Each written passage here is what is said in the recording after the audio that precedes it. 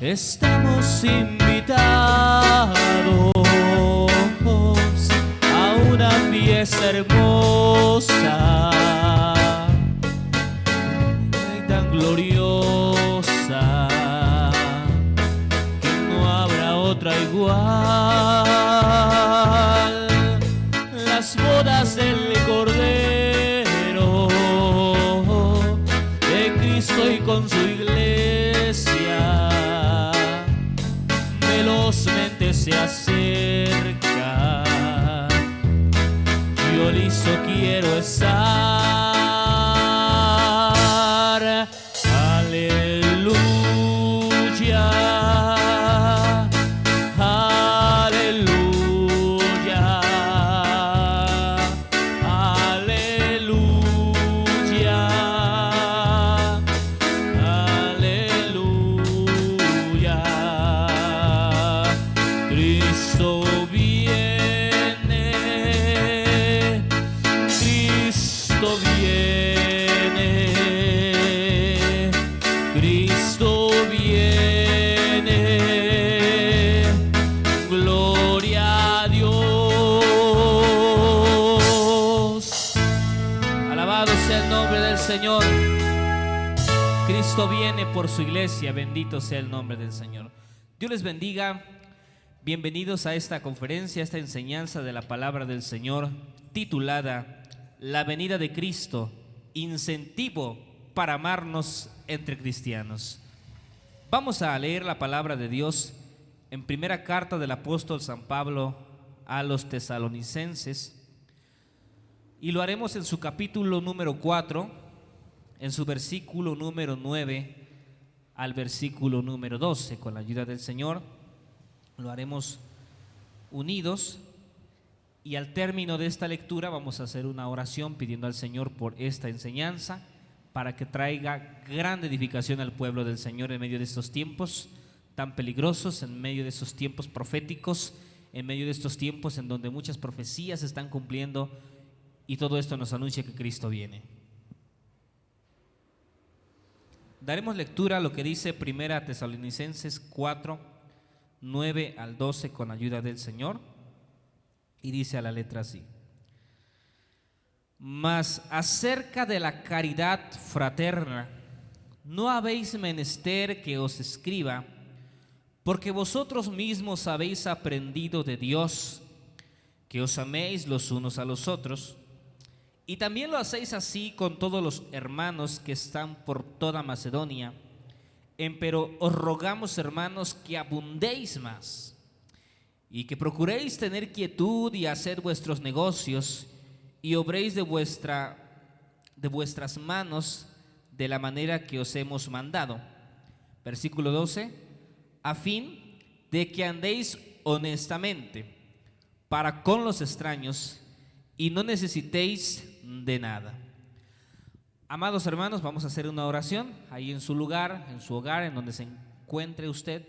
Pues le invito a que usted también se una a esta oración con la ayuda del Señor. Padre, te damos gracias, Señor, por permitirnos a la zona de Uruapan, Michoacán, estar, Señor, edificando a tu pueblo, a tu iglesia, a través de las redes sociales, a través de estas plataformas, Señor, que tú has permitido que existan para edificación de tu iglesia y de la humanidad. Mas ahora, Señor, te pedimos que tú, Señor, bendigas este mensaje. Bendice esta enseñanza, esta conferencia, Señor, que traiga gran edificación a tu pueblo, a tu iglesia. Aun si hay alguien que no es parte de tu iglesia, Señor, y escucha este tema, se sienta tocado por tu palabra, se sienta tocado, Señor, por la Escritura, en el nombre de Cristo Jesús. Toma mi vida en tus manos, Señor, para servirte, Señor eterno, y que, Padre celestial, esta enseñanza traiga gran edificación a tu iglesia, Señor. Tómame en tus manos y úsame para tu gloria. En el nombre de Jesús te lo pedimos, y al creer que nos escuchas, te damos gracias, Señor, en el nombre de Jesús. Aleluya. Amén. Dios les bendiga, hermanos. Pueden ocupar su lugar si es que se pusieron de pie para hacer la oración, y si no, pues sigan quedándose en esa transmisión a disfrutar de esta enseñanza. La venida de Cristo, incentivo para amarnos entre cristianos. Creo yo que no podemos nosotros olvidar, no podemos negar, no podemos tapar el sol con un dedo y voltear la cara ante la realidad de que estamos viviendo tiempos proféticos, tiempos históricos, tiempos en donde muchas profecías de la Escritura, muchas profecías de la palabra del Señor se están cumpliendo al pie de la letra. Estamos viviendo tiempos últimos, tiempos peligrosos, tiempos sin precedentes, sin igual. Y son tiempos en que necesitamos saber qué postura debemos tener ante la pronta venida de Cristo por su iglesia. Como cantaba al principio, estamos invitados a una fiesta hermosa, sublime y tan gloriosa. Las empresas suelen usar mucho este término de incentivo. No es de extrañarse que este término parezca un poquito difícil de comprender para nosotros, porque es un término muy usado en el medio secular, en el medio de empresas, empresarial, y es una palabra que se utiliza mucho para hablar de lo siguiente. Las empresas suelen motivar a sus trabajadores para que ellos tengan un mejor rendimiento, y la forma de hacerlo es utilizando incentivos. La palabra incentivo significa cosa que impulsa a hacer algo mejor o más deprisa. Entonces una empresa, bajo la consejería de alguien sabio, de alguien inteligente, suele utilizar incentivos, es decir, cosas que impulsan a sus trabajadores, por ejemplo, a hacer las cosas mejor o a hacer las cosas más rápido. Y todo esto es de importancia para las empresas, porque muchas empresas se ven beneficiadas en que sus trabajadores hagan las cosas de una mejor manera, le den una mejor atención a los clientes, asimismo que hagan las cosas más rápido, porque así ellos ahorran tiempo y ahorran dinero, ahorran muchas cosas y puede haber una productividad muy elevada. Entonces, el término incentivo es muy utilizado en el ambiente empresarial y se utiliza para hablar de un obsequio, un regalo, una motivación que se le da a los trabajadores para que hagan algo, como ya dije, mejor o lo hagan más rápido. Pero cabe destacar algo muy importante. Los incentivos pueden ser desde un mejor salario, pueden ser incluso regalos, bonos de despensa, vales de despensa, tarjetas con dinero, como una especie de tarjetas de débito, depósitos en efectivo, pueden ser obsequios físicos desde una sala, un comedor, artículos para una oficina, para un hogar. Todo ello puede estar dentro de la palabra incentivo.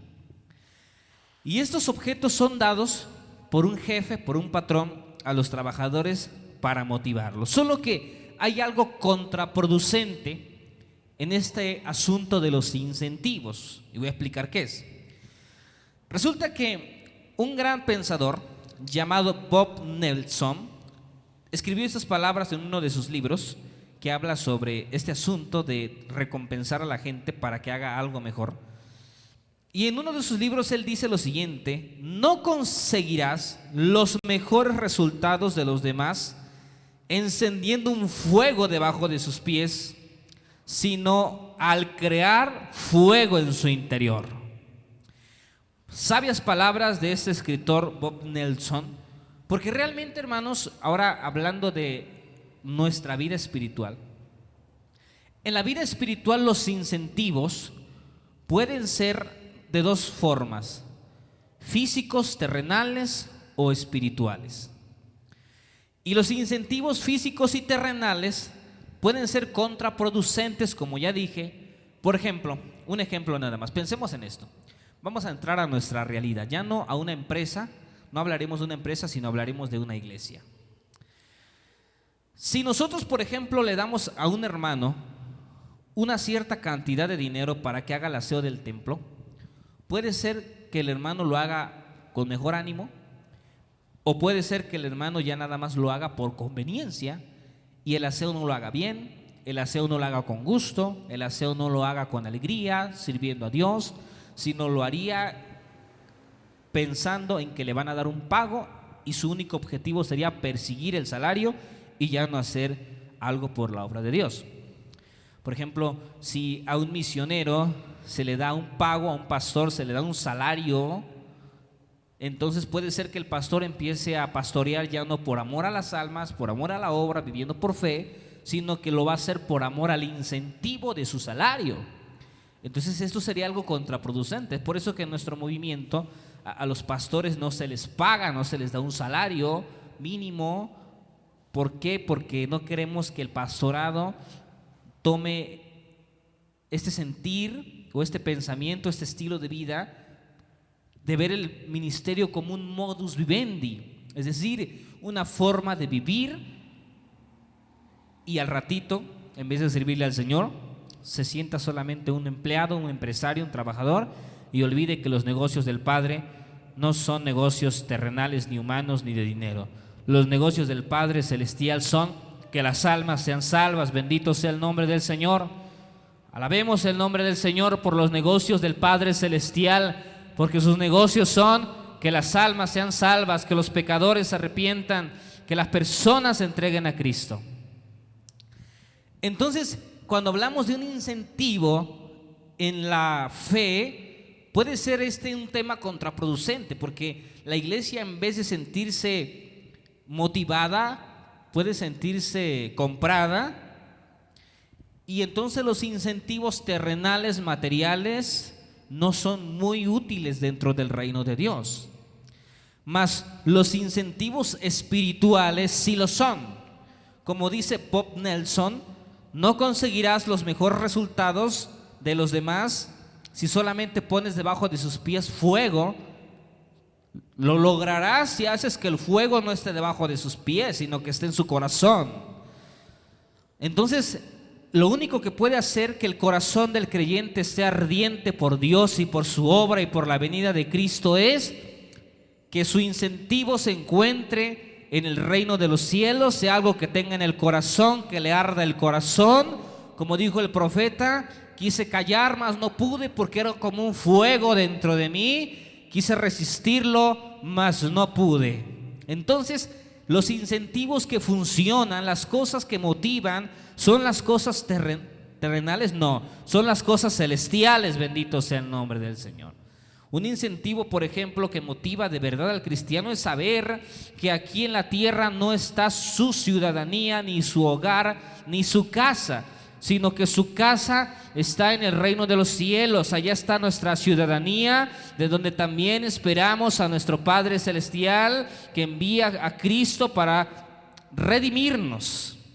Esperamos que el Padre envíe a Cristo y que Cristo venga por nosotros para levantarnos a la gloria celestial. Este es un incentivo. Por eso el tema, la venida de Cristo, incentivo para amarnos entre cristianos. Ahora, el incentivo es la venida de Cristo.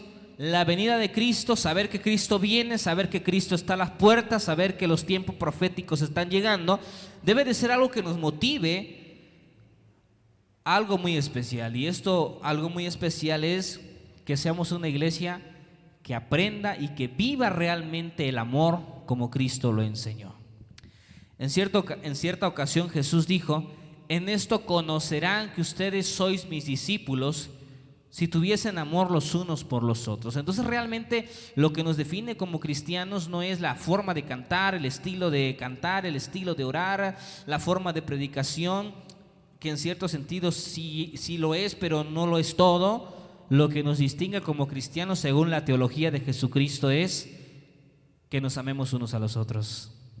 Jesús nunca dijo: sabrán que sois mis discípulos si cantaran este género musical, si aplaudieran de esta forma, si oraran de esta manera. Jesús dijo: sabrán que son mis discípulos si ustedes tienen amor los unos por los otros. El reto es grande. Entonces la venida de Cristo debe motivarnos a amarnos como iglesia. Antes de abundar en ese tema, quiero decir algunas cosas importantes sobre esta carta que Pablo escribió a los tesalonicenses. Tesalónica era una iglesia o una comunidad de iglesias, podríamos decirlo así como en nuestro movimiento se ha organizado.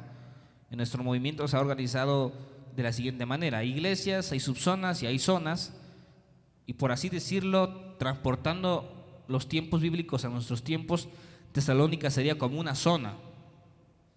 Era un conjunto de iglesias, y este conjunto de iglesias tenían un problema. Vamos a entrar en la historia. Resulta que Pablo fue uno de los que realmente se esforzó bastante por doctrinar, por enseñar, por discipular a las iglesias de Tesalónica, porque ellas tenían un problema. El problema era lo siguiente: ellos, los cristianos de Tesalónica, se habían obsesionado demasiado con el tema de la segunda venida de Cristo, y esto no está muy ajeno a nuestros tiempos. Hoy en día también hay personas que se obsesionan demasiado con los temas escatológicos, con los temas del fin del mundo, con los temas de la venida del Señor, con los temas de la tribulación. Y al igual que en nuestros tiempos, en Tesalónica se habían levantado maestros que decían saber incluso cuándo era la venida de Cristo, o que afirmaban que Cristo ya había venido, o que decían que Cristo no iba a venir. Entonces había mucho desorden doctrinal, teológico, escatológico respecto al tema de la segunda venida de Cristo, o la venida de Cristo por su pueblo, o el arrebatamiento de la iglesia. Los tesalonicenses tenían muchos problemas doctrinales al respecto, y creo yo que no estamos muy lejanos de esa realidad. Hoy en día hay muchos que se creen maestros de la escatología, se creen estudiosos, se creen escatólogos, se creen muy sabios, conocedores, muy expertos en la materia, y juzgan a los demás, andan predicando doctrinas falsas y piensan que por el hecho de conocer la escatología ya tienen un grado especial dentro del reino de Dios, y no es así, porque no es el conocimiento, sino son los hechos los que nos definen como cristianos. Entonces los tesalonicenses tenían problemas con este tema de la venida de Cristo, y los llevó a las acciones, porque toda teología al final de cuentas nos hace actuar. La teología no es letra muerta, la teología es letra viva. Entonces la teología nos va a hacer actuar. Dependiendo de su teología que usted tenga, su creencia que usted tenga, su doctrina que usted tenga, usted va a actuar. Y los tesalonicenses actuaron en respuesta al problema escatológico que tenían respecto a la venida de Cristo. Algunos, por ejemplo, siendo generalistas y resumiendo el contexto histórico, algunos, por ejemplo, afirmaban que como Jesús ya había venido, ya no había necesidad de esperarle. Otros más, esperando a Cristo, ya habían dejado de trabajar, habían olvidado que tenían que cumplir sus responsabilidades como padres, como madres, como hijos, como empleados.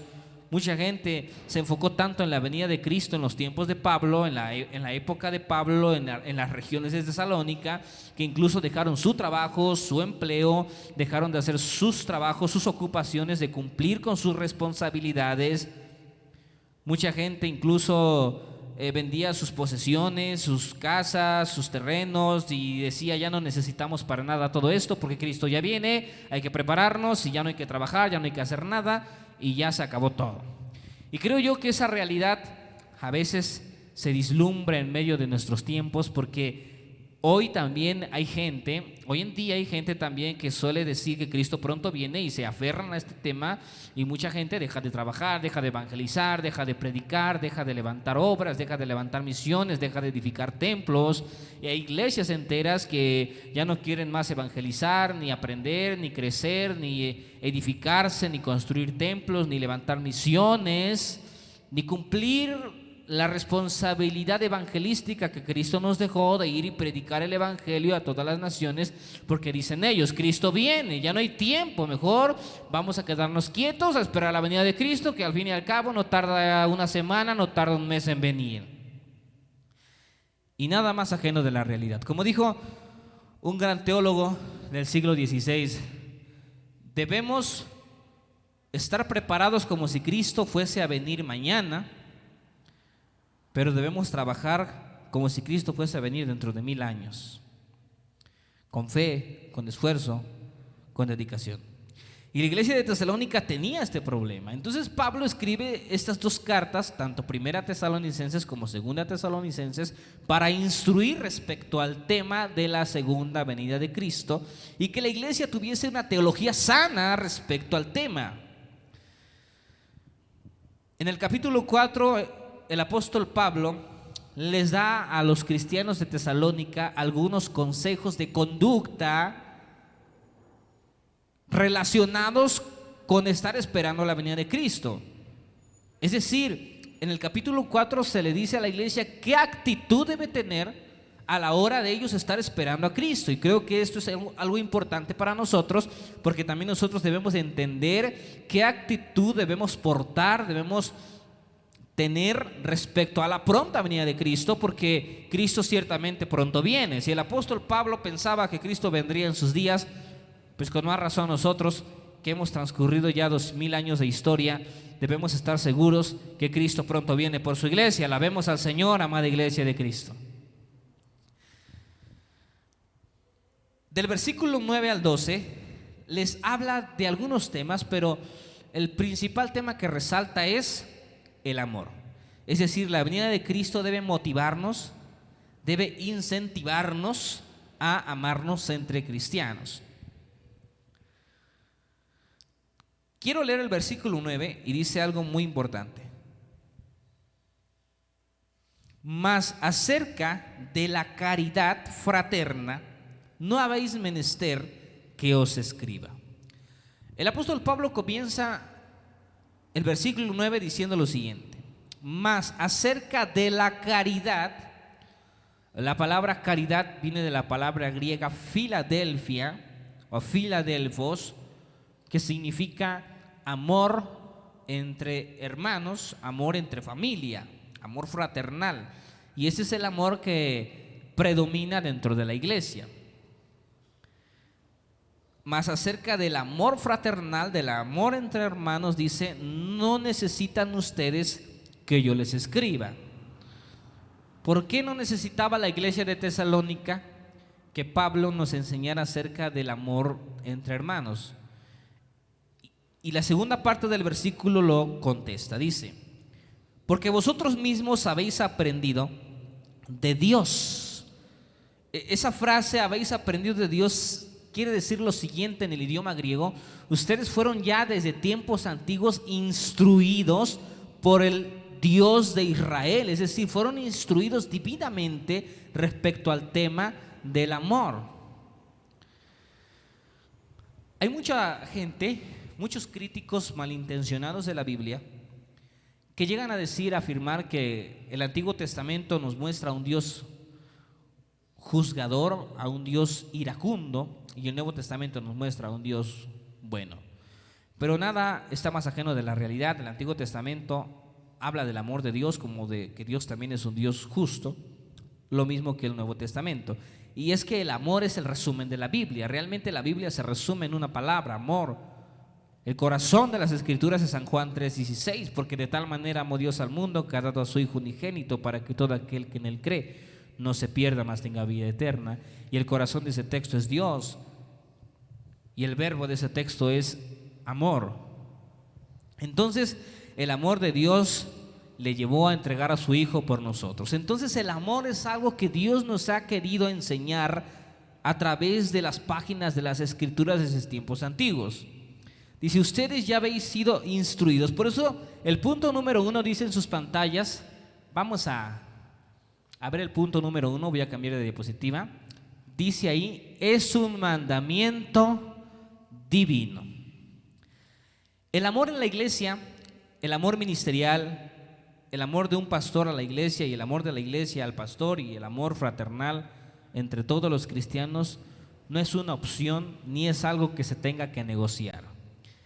El amor fraternal, el amor Filadelfia, es un amor que debe surgir inherentemente del pueblo de Dios, porque Dios lo ha mandado en su palabra.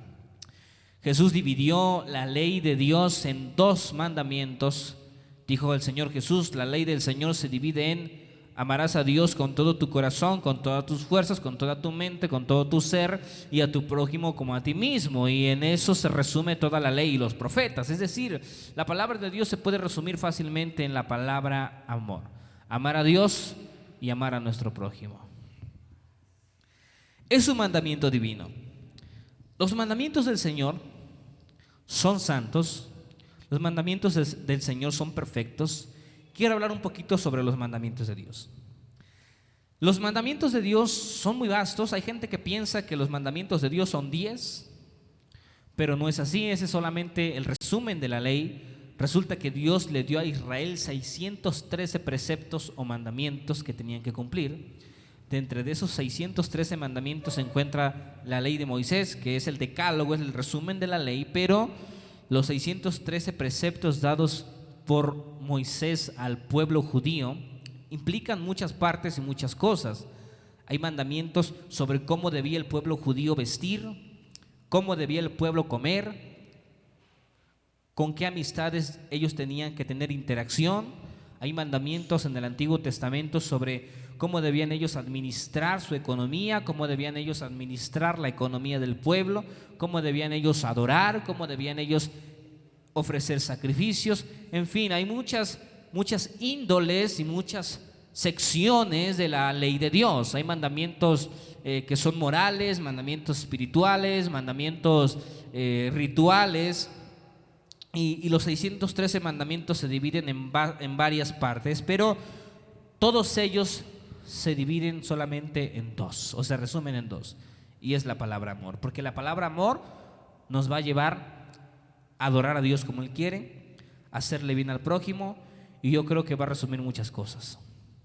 A veces como personas solemos envolvernos mucho en muchos temas para olvidarnos que el mandamiento principal y el reto más grande para la iglesia es amarnos unos a los otros sinceramente.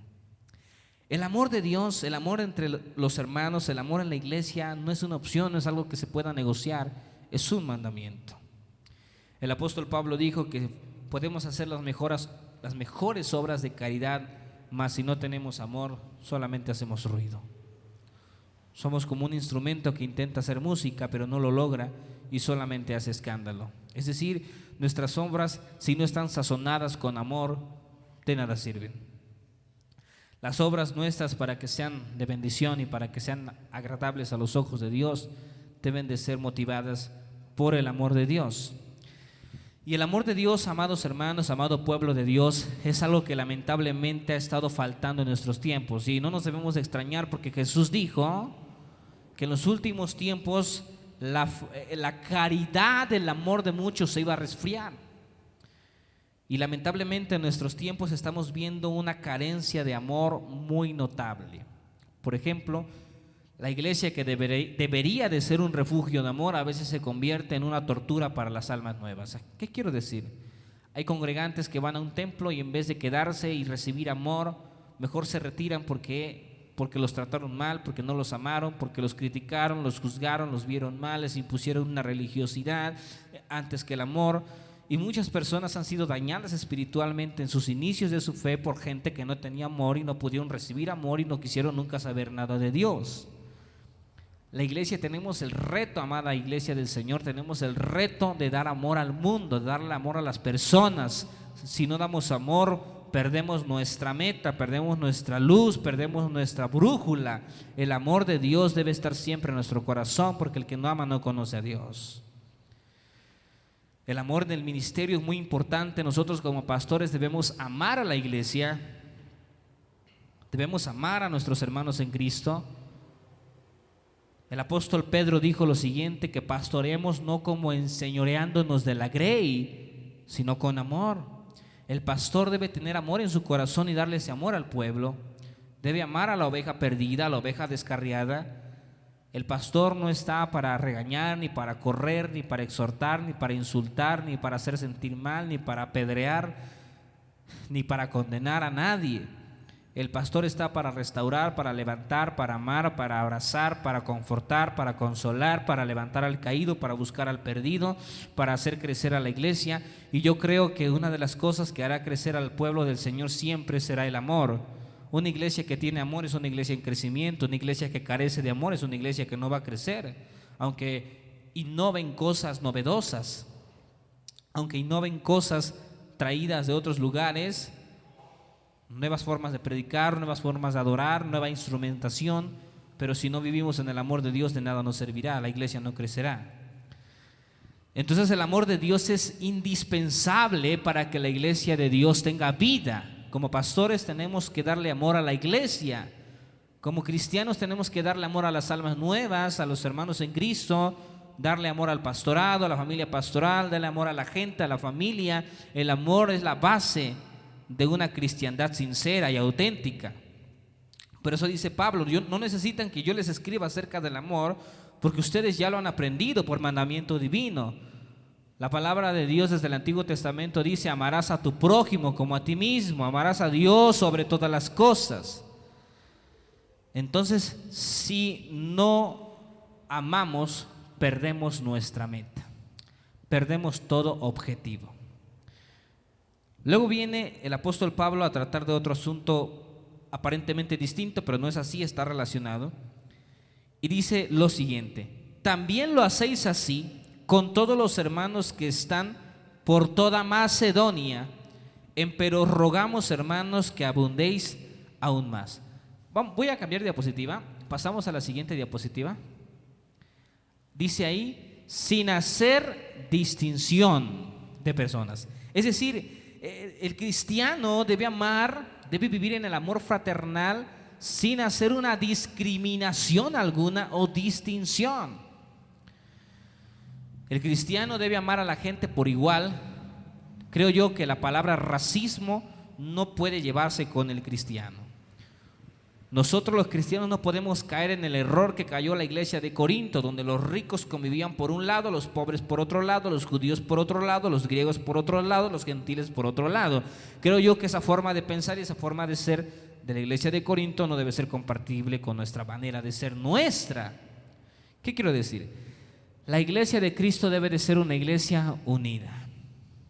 La iglesia de Cristo debe de ser una iglesia que no discrimine, que no nos dividamos, sino que nos unamos, que juntos luchemos por amarnos y por esperar a Cristo. Alabado sea el nombre del Señor. ¿Qué quiero decir con esto? Creo yo que en el tiempo que tengo pastoreando a la Grey del Señor, me ha tocado ver un patrón muy triste en algunas congregaciones. Y lamentablemente este patrón se repite, aunque querramos no aceptarlo. Y en muchas congregaciones suele haber este problema de que los apellidos distinguen la amistad. Los apellidos son una bandera que separan a la amistad, así como la bandera y la moneda separan a las naciones. ¿Qué quiero decir? Hay congregaciones en donde los Pérez no se llevan con los Aguilares no se hablan con los Martínez con los Aguirre, y los Aguirre no pueden convivir con los Gutiérrez porque no tienen amistad con ellos. Y cuando hay una venta pro templo, cuando hay alguna convivencia, se ve a cada familia separada, y yo creo que esta no es la iglesia de Cristo. La iglesia de Cristo no tiene color, no tiene bandera, no tiene apellido. La iglesia de Cristo es solo un pueblo, un solo cuerpo. La iglesia de Cristo vive unida, vive en amor. En la iglesia de Cristo no hay cosa que nos divida, hay cosas que nos unen: un Dios, un bautismo, una fe, un espíritu, una doctrina, una esperanza, una fe, una meta: estar con Cristo. Por eso la unidad es importante. Dice que debemos amarnos sin hacer distinción, es decir, no podemos nosotros discriminar a la gente nueva, discriminar a los pobres, discriminar a los que tienen alguna enfermedad, a los que tienen algún problema de carácter, discriminar a los que son, pues por así decirlo, de carácter difícil, como por ejemplo iracundos, sentidos, deprimentes, ansiosos. No podemos nosotros discriminarlos y decir: yo no convivo con la familia Aguilar porque ellos son muy enojones, tienen un carácter insoportable y yo no quiero hablarles. Dice la Escritura: el amor sea sin distinción. Dice Pablo: y también lo hacéis así con todos los hermanos que están por toda Macedonia. Es decir, el amor no solamente debe de ser entre nosotros que nos conocemos, sino que todo cristiano debe de amar a todo cristiano, sin importar de dónde sea, qué lengua hable, qué color de piel tenga, qué estatus económico tenga, qué nivel de estudios tenga o a qué iglesia se congregue. He visto un patrón muy enfermo a veces en la cristiandad, y es que los seres humanos somos muy dados a ser sectarios, a hacer divisiones. Y yo he visto a muchos cristianos que luego, cuando tienen la oportunidad de conocer a otro cristiano, en vez de saludarlo y decirle: hermano, Dios te bendiga, yo no sé de qué congregación seas, pero sé que eres cristiano, un abrazo, somos hermanos, gusto conocerte. En vez de hacer eso, muchos cristianos, cuando se topan con otro cristiano, luego marcan la diferencia y marcan su distancia. A ver, yo soy de esta denominación. En mi denominación me ha enseñado que tú eres un liberal, tú eres una persona que tienes una doctrina no sana, entonces marca tu distancia. Incluso es muy triste que a veces los cristianos no se atreven ni siquiera a orar con otro cristiano de otro movimiento, porque sienten que el otro cristiano es parte de una secta y que la única verdad se encuentra en la denominación a la que él pertenece.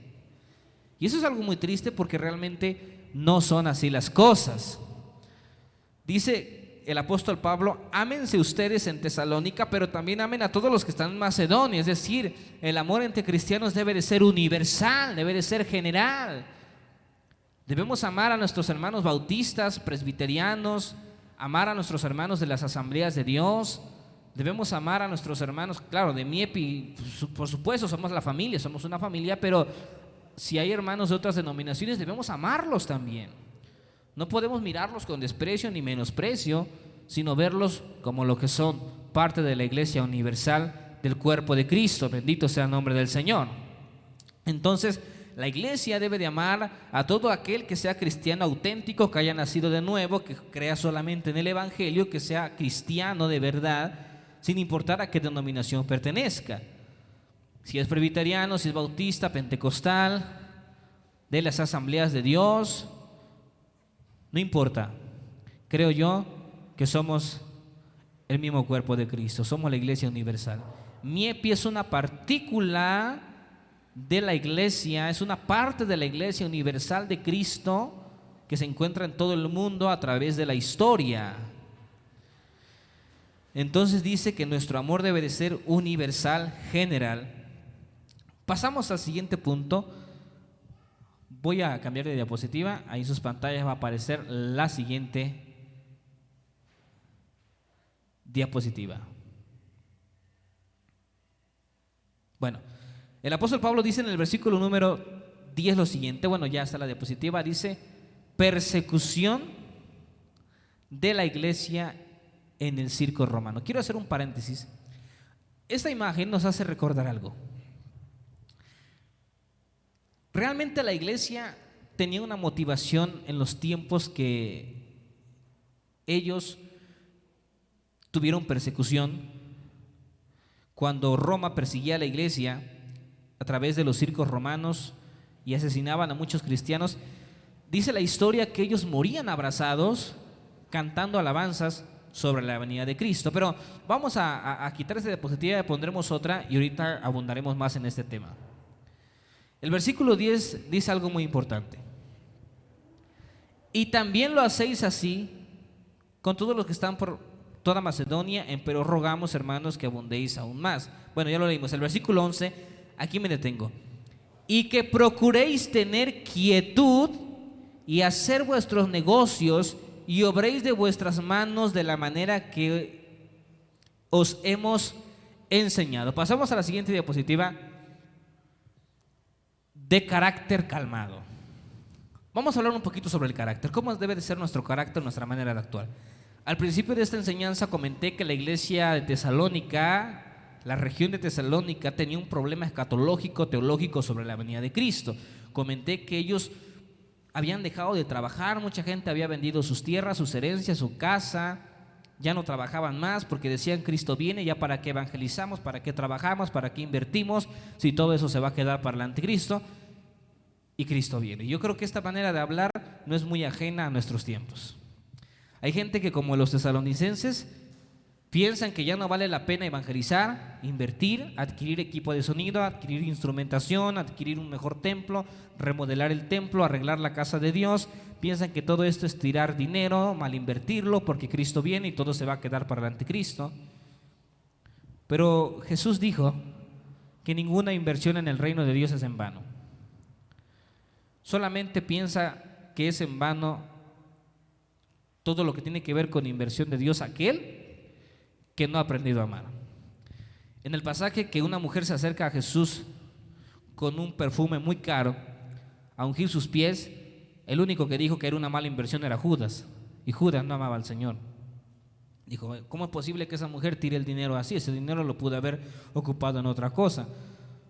Pero Jesús dijo, a los pobres siempre los van a tener con ustedes para que les hagan un bien, mas a mí no siempre me tendrán. Ayudar a la gente lo podemos hacer en cualquier momento, pero servirle al Señor e invertir para su obra es un privilegio único. ¿Sí? Entonces, Dios nunca va a ver mal la inversión para su reino. Al contrario, Dios siempre resaltará aquellas manos trabajadoras que invierten para su obra. Entonces, nos dice Pablo en este pasaje cuál debe ser nuestra actitud.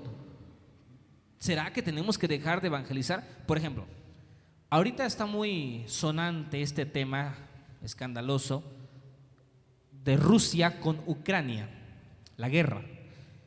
Rusia invadió a Ucrania. Yo no soy experto en el tema porque no soy un analítico de las guerras, ni de lo que pasa en las Naciones Unidas, ni de lo que pasa en las naciones, pero realmente todo el mundo sabe lo básico, y lo básico es que Rusia está invadiendo Ucrania. ¿Qué intereses persigue? Bueno, yo creo que todo el mundo persigue intereses propios. Y hay quienes dicen que esto va a desatar la Tercera Guerra Mundial, aunque realmente yo no lo creo así por el momento. Es cierto que habrá una Tercera Guerra Mundial, pero no creo que sea en estos días, porque las guerras mundiales se daban cuando no estaba ninguna organización que las controlara, como es la ONU. Hay muchos intereses de por medio, todas las naciones cotizan en la bolsa de valores y no les convendría hacer guerra porque la bolsa de valores se vendría abajo, la economía se vendría abajo. Entonces, ¿llegará la Tercera Guerra Mundial? Sí llegará, pero yo no creo que llegue en estos días. Probablemente haya más tiempo para seguir trabajando y seguir predicando el Evangelio. Jesús dijo que habría rumores de guerras, dijo, más no se espanten, aún no es el fin. Entendemos, ¿verdad? Estamos en el tiempo de los rumores de guerras, mas no nos espantemos, aún no es el fin. Entonces, dice Pablo lo siguiente: Iglesia de Tesalónica, ustedes tienen que tener quietud. Quietud. La palabra quietud significa tranquilo de carácter calmado. Yo creo que el cristiano debe de tener templanza y ante las situaciones que vive el mundo no debe de alarmarse. Pude notar a través de las redes sociales que muchos hermanos en Cristo, cuando escucharon este tema de Ucrania, entraron en pánico. Y hubo mucha gente que se alarmó y dijo, ya llegó el fin del mundo, ya llegó el fin de los tiempos, ¿qué vamos a hacer? Entraron en pánico, no podían dormir, tenían ansiedad, tenían preocupaciones. Y el Señor dice en su palabra, estar quietos que yo pelearé por vosotros. Dice Pablo, ustedes deben de estar con quietud, calmados. Cristo viene, pero debemos estar quietos. No debemos de alarmarnos, ni temer, ni de tener miedo. Cristo está con nosotros. Dice, deben estar quietos y deben de hacer sus negocios y deben de seguir trabajando con sus manos. Es decir, esta obra no va a parar porque está dentro de nuestro corazón. Es decir, no porque Cristo venga, ahora la iglesia ya va a dejar de invertir, de evangelizar, de construir, de edificar para la casa del Señor, de trabajar en la obra de Dios. No porque Cristo venga, ahora la iglesia ya no va más a reunirse, ya no va más a hacer cultos, a hacer campañas, a hacer eventos evangelísticos, a levantar ministerios musicales. Creo que no. Mientras Dios esté trabajando por su reino, la iglesia debe seguir trabajando. ¿Cuándo dejaremos de trabajar por el reino de Dios? Cuando estemos con Cristo en el reino de los cielos y el Señor Jesús esté en su trono y estemos en las bodas del Cordero. Creo que en ese tiempo ya no habrá más necesidad de trabajar por el reino de Dios. Porque en los finales tiempos los ángeles predicarán el evangelio del reino. En Apocalipsis dice Juan que vio un ángel, que a ese ángel le fue dado el evangelio del reino y fue a predicarlo a todas las naciones durante el periodo final de la humanidad. Pero mientras la iglesia esté en esta tierra, debemos ocuparnos en los trabajos. Los trabajos son muchos. Cristo viene, gloria a Dios. Y porque Cristo viene tenemos que amarnos, tenemos que trabajar, tenemos que evangelizar, tenemos que prepararnos para cuando Cristo venga encuentre a una iglesia trabajadora, a una iglesia esforzada, a una iglesia que le sirve, a una iglesia que busca el reino de Dios y su justicia, una iglesia que vive en amor. Hay un hermoso canto que dice: amémonos de corazón, y menciona el canto: para cuando Cristo venga, para cuando Cristo venga, nos encuentre bien unidos. Alabado sea el nombre del Señor. Y creo yo que este es el tema, eso es lo que Dios quiere, esta es la actitud que debemos tener ante la venida de Cristo. Si de verdad decimos que esperamos de Cristo, lo hemos de demostrar con nuestras acciones. Y nuestras acciones serán de trabajo, de esfuerzo, de seguir evangelizando, seguir santificándonos, como aquel texto que dice: cualquiera que tiene la esperanza de que Cristo viene, se santifica como Él es puro. Nadie puede decir: yo espero a Cristo, pero vive en pecado. No lo está esperando. Nadie puede decir: yo espero a Cristo, pero no ama a su prójimo, no ama a la iglesia, no ama a sus hermanos en Cristo, no ama al pastor, no ama a su iglesia, no ama a sus hermanos, no ama a su familia, no ama a sus hijos, no ama a las almas. Entonces no tiene derecho a decir que está esperando a Cristo, porque el que espera a Cristo es porque ama a su prójimo. Hay una relación entre la venida de Cristo y el amor fraternal entre la hermandad. Entonces dice Pablo: sigan obrando con sus manos de la manera que yo les he enseñado. ¿Sí? El versículo 12 dice, vamos a cambiar de diapositiva, pasamos a la siguiente diapositiva: sin reproche ante el mundo. Versículo 12: a fin de que andéis honestamente para con los extraños y no necesitéis de nada. No he dicho ninguna anécdota en esta enseñanza y lo voy a hacer. Allá como por el año 2012, 2011, hubo un tiempo en donde se saturaron las redes sociales y hubo una gran cantidad de obsesión por los temas escatológicos. Tanto así que en ese tiempo surgieron en las redes sociales grandes escatólogos, predicadores, teólogos que se obsesionaban con la venida de Cristo, y muchos cristianos fuimos sorprendidos por esos temas y caímos en el error de menospreciar a nuestros pastores porque decíamos: mi pastor no predica como el que yo vi en internet, mi pastor no predica como el que yo vi en internet. El que yo vi en internet hasta ponía una gráfica y explicaba el arrebatamiento y la tribulación y lo dividía días y meses. Y creo que yo también me dejé un poquito alarmar por eso, y creo que gran parte de la cristiandad lo hizo. Llegaba el momento en que los cristianos ya no querían más ir al templo porque decían que ya con ver predicaciones en internet era suficiente, y no veían predicadores de nuestro movimiento, veían escatólogos. ¿Pero por qué tocó este tema? Porque el punto número 4, el punto número último, dice que andemos sin reproche ante el mundo. Muchos de esos famosos teleevangelistas, predicadores, escatólogos, sabios de la palabra del Señor según, pues realmente al paso de los años se destaparon y no eran otra cosa más que falsos profetas, más que falsos enseñadores. Había algunos que su intención solamente era judaizar a la iglesia, llevarlos a un judaísmo ortodoxo, otros llevar a la iglesia a una falsa enseñanza, otros llevar a la iglesia a que se salieran de sus congregaciones para acaparar más gente, otros más adelante se les vio envueltos en problemas de carácter pecaminoso, problemas de pecado. ¿Y de qué sirvió todo ese material que subían a internet, que subían a YouTube, si realmente resultaron ser falsos profetas? Años después la iglesia se dio cuenta y dijo: ¿cómo pude haber criticado a mi pastor por defender a un pastor de internet? Me di cuenta que ese era un falso profeta, y entendieron que tenemos que amar a los pastores que el Señor nos ha dado. Entonces, si realmente decimos esperar la venida de Cristo, si realmente nos creemos unos amantes de la venida de Cristo, hemos de demostrarlo con nuestro testimonio. Cualquiera que tiene esta esperanza en Él, dijo Pablo, se purifica así como Él es puro. Bendito sea el nombre del Señor. La venida de Cristo debe motivarnos a amarnos, a vivir en santidad, a vivir en santificación, a vivir en unidad, a vivir en trabajo, en darlo todo por la obra de Dios, amarnos unos a los otros. Ahora sí vamos a poner la diapositiva del circo romano con la ayuda del Señor. Esta diapositiva nos muestra algo muy importante. Esta es la actitud verdadera de una iglesia que espera a Cristo. La iglesia primitiva esperaba a Cristo con todo su corazón. ¿Cuál era su actitud? Se amaban unos a los otros, estaban unidos, trabajaban sin cesar por la obra, evangelizaban sin parar. No importaba que fuesen torturados, que fuesen asesinados. Ellos predicaban el evangelio y vivían en amor, vivían unidos. Esa es la verdadera actitud de un cristiano que espera a Cristo. Entrega su vida por amor a Dios y por amor a las almas. Hermanos, Cristo viene. Cristo viene pronto por su iglesia. Tenemos que estar preparados. Tenemos que trabajar por su obra. Tenemos que predicar el evangelio.